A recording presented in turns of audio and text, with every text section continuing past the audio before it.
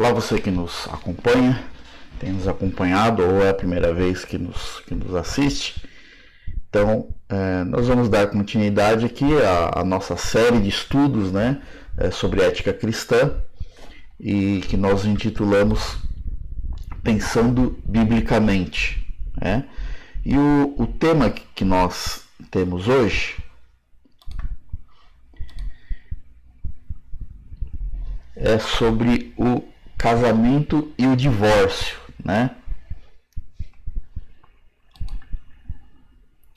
Então,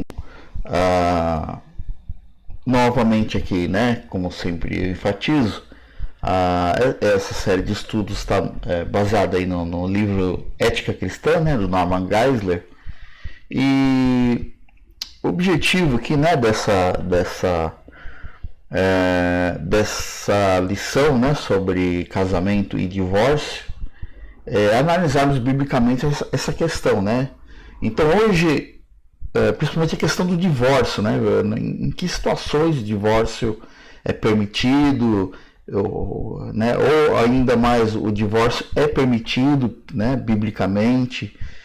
Mas antes da gente entender e começar a discutir isso, essa primeira aula, né, nós vamos fazer isso em duas partes. Essa primeira parte de hoje será uma aula breve, que nós vamos relembrar, né, alguns princípios bíblicos sobre o casamento. Então, antes da gente falar sobre divórcio, então primeiro nós vamos considerar o que a Bíblia diz, fala sobre o que a Bíblia considera a respeito do casamento, tá bom?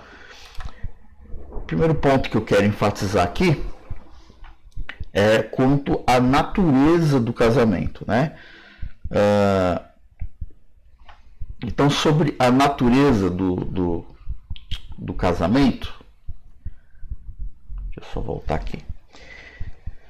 Então, em primeiro lugar, o casamento é entre homem e mulher. Olha só o que fala aqui em Gênesis 1, 27 e 28. Criou Deus, pois, o homem, à sua imagem, a imagem de Deus o criou. Homem e mulher os criou. Né?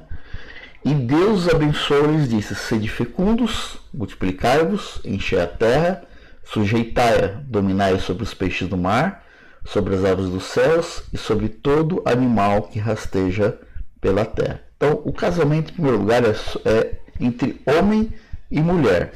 Tá? Entre homem e mulher. Então, a reprodução natural, né, ela é ordenada por Deus, né, quando ele diz: crescei e multiplicai-vos, né, como nós vimos aqui nesse texto que nós lemos, né, crescei e multiplicai-vos. E essa reprodução natural que foi ordenada por Deus, ela só é possível de ser cumprida se houver uma união entre homem e mulher. Isso é muito simples, né? Formando assim o que Deus chama de uma só carne, né? E lá no versículo 24 ele vai dizer isso, né? Formando assim uma só carne. Quando o homem e a mulher se unem, eles formam uma só carne, né?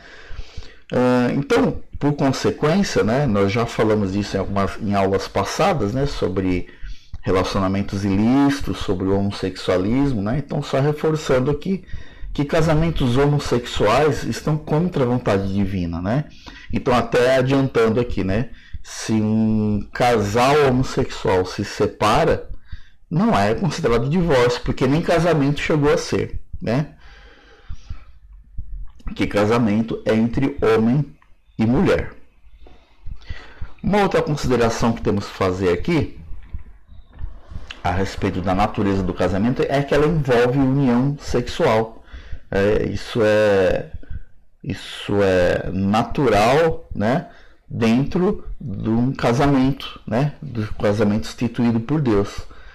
Então, lá em 1 Coríntios 7, 2 a 5, Paulo vai dizer o seguinte: mas por causa da impureza, cada um tem a sua própria esposa, e cada uma o seu próprio marido, né?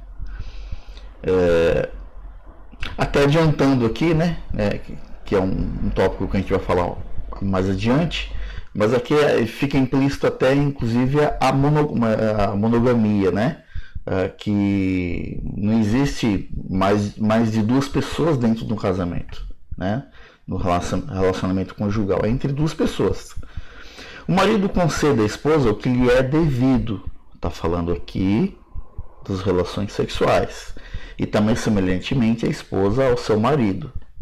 A mulher não tem poder sobre o seu próprio corpo, e sim o marido, né? E também, semelhantemente, o marido não tem poder sobre o seu próprio corpo, e sim a mulher. Está falando aqui da relação sexual, né, entre os dois. Eles formam uma só carne, e então, sendo eles uma só carne, nem o marido nem a mulher tem poder sobre o seu próprio corpo, né? Mas um pertence ao outro. Não vos priveis um do outro, né? Então está falando aqui para não deixar de ter essas relações, salvo talvez por mútuo consentimento por algum tempo para vos dedicares à oração e novamente vos ajuntardes, para que Satanás não vos tente por causa da incontinência. Então Paulo está dizendo aqui que o casal ele deve ter uma vida sexual constante, né? Então está falando aqui para não se privar um do outro. Ele abre aqui uma exceção, olha, a não ser que vocês queiram dar um tempo, né, um tempo assim muito breve para vocês se dedicarem à oração e novamente vos ajuntardes, né? E tem um motivo para isso, né? Porque se eles se privarem por muito tempo, né, um do outro, pode ser que Satanás tente um dos dois por causa da incontinência. Mas algumas considerações antes do casamento, né? Sexo antes do casamento já foi falado aqui, né? Nós já falamos disso aqui em aulas passadas, é fornicação. Então, antes é fornicação. Antes, né? Então, o tempo anterior é fornicação. E dali para frente, casou, fora do casamento é adultério. O casamento não está limitado ao sexo, né? Isso é bom deixar claro, mas também envolve companheirismo, né? O casamento também envolve companheirismo e é uma união social, espiritual, além de sexual. Conforme o Norman Geisler, assim, achei que ele foi muito feliz nessa colocação, que o casamento é uma união social porque eles estão juntando as duas, né? Eles são de famílias diferentes, estão formando uma nova família, uma união social, espiritual, porque nós vamos ver mais adiante, o casamento é feito diante de Deus, é uma aliança feita diante de Deus, e também sexual. O sexo tem propósito de propagação, né? Então ele cita 3 propósitos para o sexo dentro do casamento, né? Propagação, unificação, né? Então propagação para que haja propagação da raça, né? Unificação, porque eles se tornam um, e recreação também, né? Também é um momento de prazer, né? Em momento algum a Bíblia condena o relacionamento sexual. O relacionamento sexual não é só para propagação, como algumas seitas aí ensinam, tá?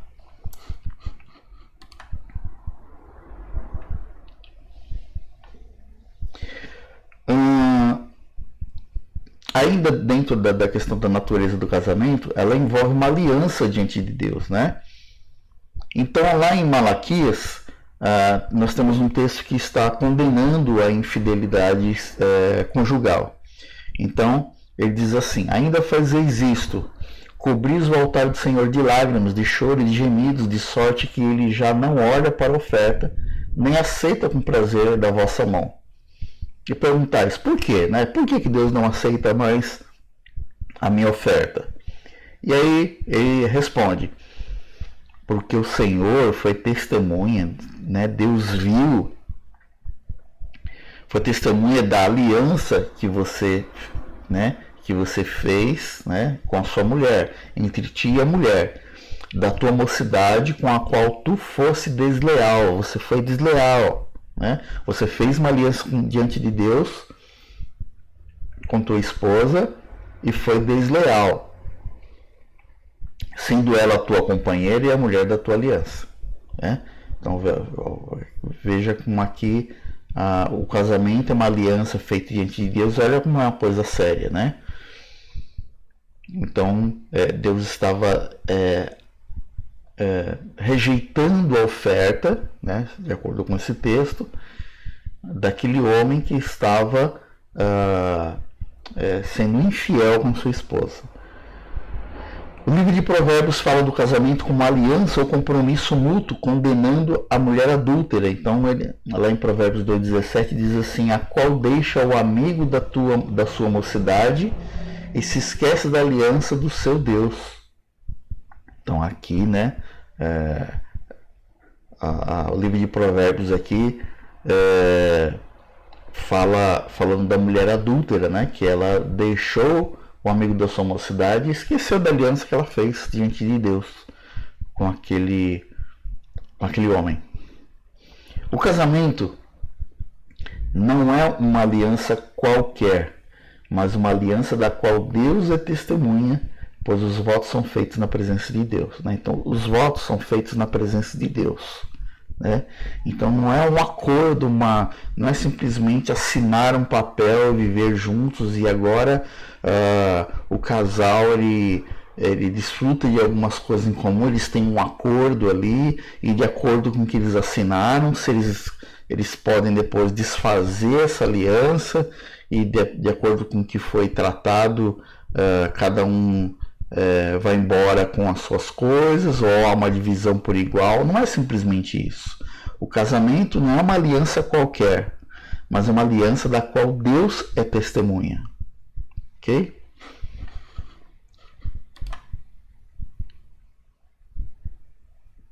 A duração do casamento, né? Então, o casamento é para toda a vida, né? Daí eu pus até entre aspas aqui aquela famosa frase, né, que é dita quando se faz os votos na igreja, até que a morte os separe, né? Então, Mateus 19,6 vai dizer: de modo que já não são mais dois, porém uma só carne. Portanto, que Deus ajuntou, não o separe o homem. Então, Deus juntou, não separe o homem, é para toda a vida. Ora, a mulher casada está ligada para ela e ao marido enquanto ele vive. Enquanto o homem viver, a mulher está ligada ao marido. Mas se o mesmo morrer, se o marido morrer, desobrigada ficará da lei conjugal. Então vejam que o casamento é para toda a vida, né? No caso aqui fala da mulher, mas se aplica também ao homem. Ele só fica desobrigado dessa aliança, né? Desse compromisso em caso de morte, né? Por isso até que a morte separe, né? Da mesma forma que também o casamento ele não é eterno, né? Algumas religiões vão ensinar aí que o casamento é eterno, vai além da morte, né? Que se estende até a vida celestial, né? Só que o casamento ele não é eterno. Jesus afirmou, fez uma afirmação, deixou isso claro, quando ele disse: porque na ressurreição nem casam, nem se dão em casamento, né? Então os fariseus pegam ali Jesus e fazem uma pergunta para ele sobre o casamento depois da morte, né? E Jesus dá essa resposta: ó, na ressurreição nem casam, nem se dão em casamento, né? A Bíblia também traz a possibilidade, ela é clara quando ela abre a possibilidade de uma pessoa que está viúva ela se casar de novo, né? Então uma pessoa cujo cônjuge faleceu, além dela estar desobrigada da aliança, porque o parceiro faleceu, ela pode se casar com outro, né? Isso está implícito aqui nesse texto de 1 Coríntios 7, 8 e 9, que diz assim: e aos solteiros, e inclui aqui e viúvos, Paulo diz o seguinte: digo que lhe seria bom seria bom se permanecesse no estado em que eu também vivo. Paulo estava solteiro. Então Paulo, ele tinha essa... Algumas pessoas podem interpretar mal, dizer que Paulo ele não recomenda o casamento, mas na verdade o que Paulo está querendo dizer é o seguinte: que para servir a Deus é melhor que a pessoa fique solteira. Quando a pessoa é solteira, ela serve mais a Deus. Quem já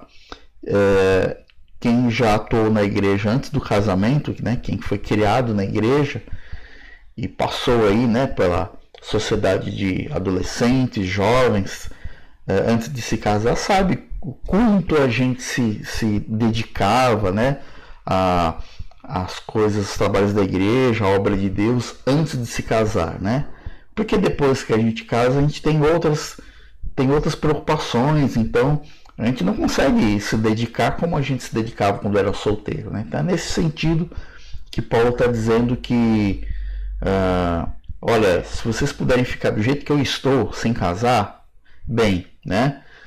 E fala isso aos solteiros e viúvos.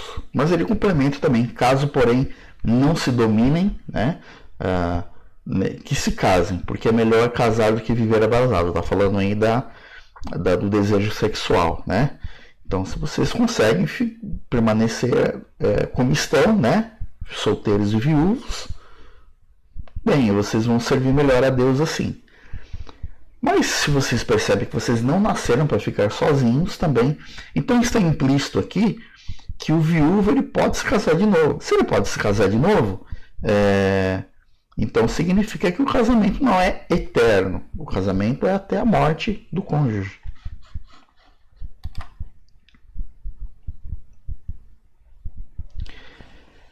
O número de pessoas envolvidas, né? Quantas pessoas estão envolvidas no casamento, né? O casamento ele é monogâmico. Algumas seitas, se não me falha a memória, a Igreja de Jesus Cristo dos Santos dos Últimos Dias, ou os Mormons, né, nos Estados Unidos, né, ela tem origem lá nos Estados Unidos, e ela, há um tempo atrás, hoje nem tanto, mas um tempo atrás eles defendiam ali a monogamia. Só que o casamento ele é monogâmico, ele defendia a poligamia, né? E o casamento ele é monogâmico, se concretiza entre um homem e uma mulher. 1 Coríntios 7:2 vai dizer: cada um tenha a sua própria esposa, e cada uma, né, ou seja, cada esposa, o seu próprio marido. O que está claro aqui? O casamento é duas pessoas. E alguém pode fazer aqui um questionamento, né? E dizer assim: mas nós temos relatos de grandes homens na Bíblia que tinham mais que uma esposa. É verdade, nós temos sim, né? Então, grandes homens santos do Antigo Testamento foram polígamos, né? Então, por exemplo, né, Salomão ele teve 700 esposas e 300 concubinas, né? Tá lá no primeiro livro dos Reis 11, versículo 3, né? Mas o fato desses homens, não só Salomão, outros homens, nós chamamos heróis da fé, né, terem mais de uma mulher, o fato da Bíblia relatar isso não significa que ela aprova, tá? A Bíblia não aprova todas as ações praticadas por homens que estão registradas nelas. A Bíblia registra porque era fato, mas você não vai achar lá em nenhum lugar a Bíblia aprovando isso, tá? Então, muito cuidado. Por isso que nós costumamos dizer no nosso meio que, principalmente no meio acadêmico, né? De acadêmico reformado, que não se constrói doutrina com base em narrativas. O fato da Bíblia narrar que homens tinham mais que uma mulher, que Salomão tinha 700 esposas e 300 concubinas, não significa que isso está certo, tá? Muito pelo contrário, né? A Bíblia, ela condena, né, a poligamia, né? A monogamia está também implícita na ordem: não cobiçarás a mulher, e a mulher aí está no singular, do teu próximo, né? Então, Êxodo 20:17 vai dizer: não cobiçarás a mulher do teu próximo. Então, subentende-se que o próximo sempre tem uma única mulher, né? Se Deus tivesse projetado a poligamia, isso aqui é muito interessante, né? Eu fiz questão de transcrever essa frase do Geisler para a gente pensar. Se Deus tivesse projetado a poligamia, se Deus tivesse instituído que isso era normal, isso era comum, se Deus tivesse projetado a poligamia, deveriam existir muito mais mulheres do que homens, né? Se existe essa possibilidade do homem se casar com mais que uma mulher, então a gente devia ter muito mais mulheres. Já pararam para pensar nisso, né? Então, nós, com isso, nós vamos parar por aqui. Então, o objetivo hoje foi estabelecer aqui, ou pelo menos relembrar aqui alguns fundamentos, né, alguns princípios aqui do casamento antes da gente falar do divórcio. Então, espero que tenha sido proveitoso para você, que tenha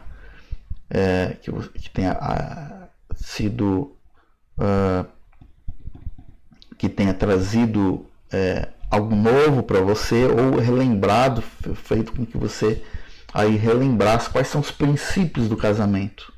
E na próxima semana nós vamos falar do divórcio. Deus o abençoe e até a próxima.